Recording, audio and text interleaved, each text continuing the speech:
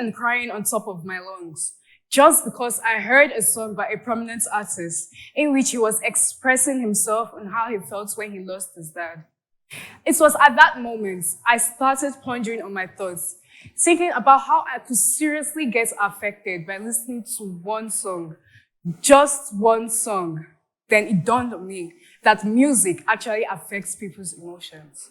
We all listen to music, think that music is all about vocals and beats. But little do we all know that music is so much more than that.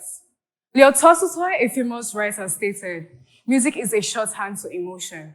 A wise man named Johnny Depp once said, music touches one in a way where words can't. Did you know that music increases the rate of blood to the brain region, which controls and generates emotions? I'm sure you're probably shocked by this fact.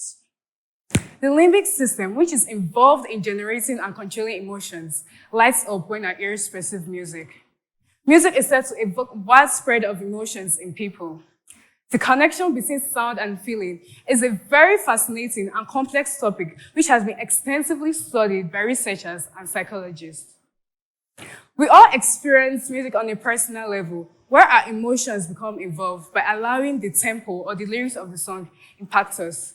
However, in order for music to be as influential as it can be, you must first understand your own emotion. And just like we allow music to validate our own emotion, we can also use music to challenge our mood, which is by listening to upbeat music when we're feeling low. In fact, listening to music is one of the most effective strategies in trying to cope with distress. In the olden days, people often sent cassettes, CDs, and music tapes to whom they secretly liked or had a crush on because they believed words must be able to express how they feel, so they used the words of music. Why? Because music is a universal language. People often ask this question, does music actually affect people's emotions? Do people actually get affected by just listening to a couple of songs? And the answer is yes, people actually get affected by music.